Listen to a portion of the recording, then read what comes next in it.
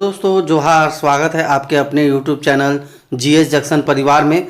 दोस्तों आज हम लोग जेएससीसी के पेपर 2 नागपुरी का पहला ये क्लास है दोस्तों।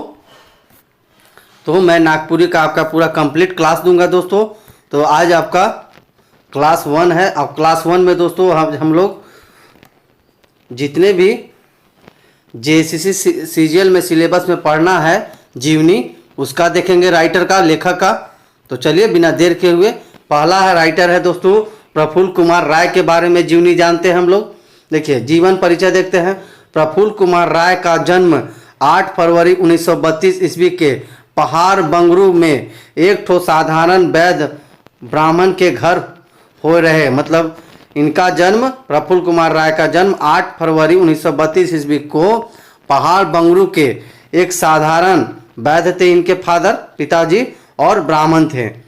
पहाड़ बंगरू सिसई के, सिसई जानते हैं दोस्तों, गुमला में पड़ता है, यह सिसई में थे इनका जन्म हुआ था। और इनका गुमला जिला में जन्म हुआ था। सिसई इनका गांव था। देखिए इनकी जिंदगी का सांझ 6 फरवरी 1991 के होई गेलक। मतलब इनका जो मृत्यु हुआ जो दोस्तों आपका 6 फरवरी 1931 ईस्वी के हो गया।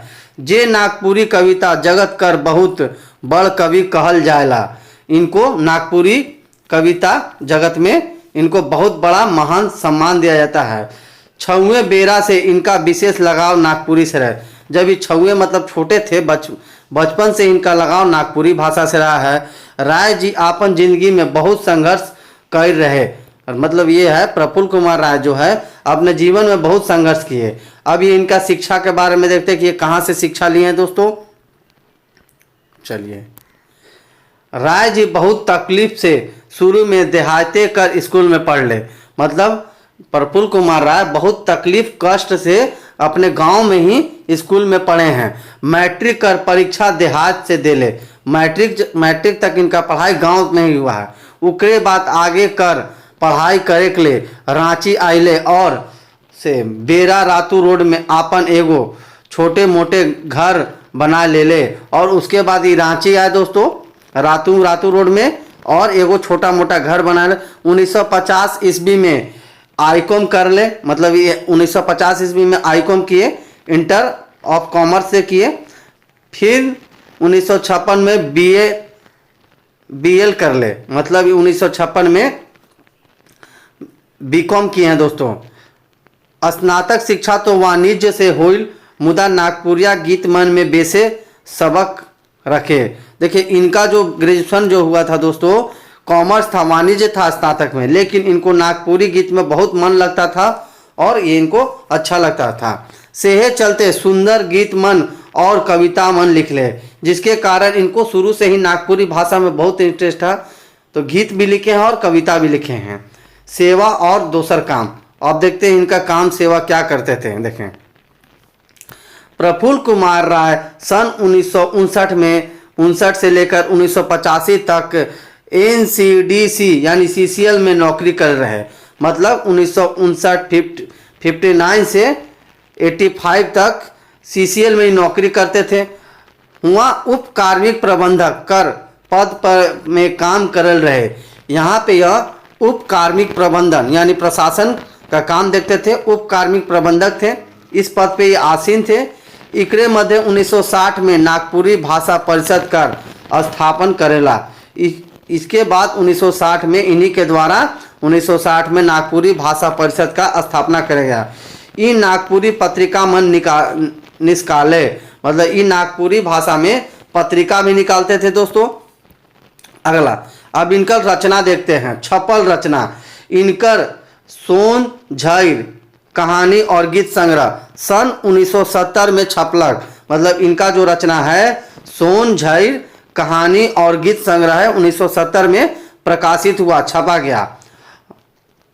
इकर अलावे आदिवासी छोटा नागपुर संदेश और नागपुरी कर पत्रिकापन नागपुरी गीत कहानी निबंध मने छपलक। मतलब बहुत सारा इनका देखिए छापा हुआ है। नागपुरी में पत्रिका भी छपवा है, कहानी गीत निबंध भी छपा है। सोन झैर बंगला प्रेस रांची से छपलक। सोन झैर जो इनका पुस्तक है दोस्तों, कहानी और गीत संग्रह है, ये आपका रांची के बंगला प्रेस में छपा है। रांची विश्वविद्यालय से 1983 में रिंगचिंगिया छपलक, मतलब रांची यूनिवर्सिटी से 1983 में रिंगचिंगिया इनका बुक छपा। फिर बेछकलक रचना में, मतलब जो नहीं छप पाया। उनकर उपन्यास शंकर गोटेक जिंदगी नी छपाए सकलक, मतलब इनका जो रचना था उपन्यास था शंकर गोटेक जिंदगी, ये नहीं छप पाया दोस्तों।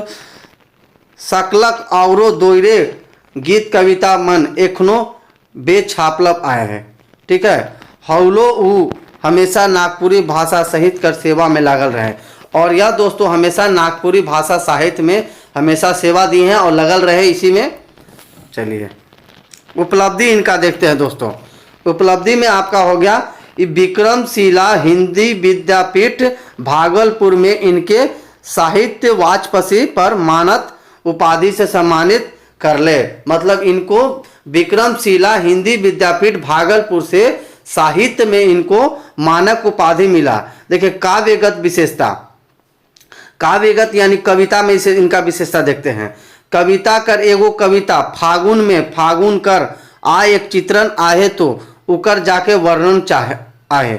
देखिए इनका एक कहानी कविता है दोस्तों फागुन, जो बड़ा फेमस है, इनमें चित्र करके बना है। देखिए अगला देखते हैं दोस्तों। कवि कर एक क्षण जी कहल कि फागुन आवे तले, दूसरे क्षण में जीव कहल कि फागुन तो आयक लायक रहे।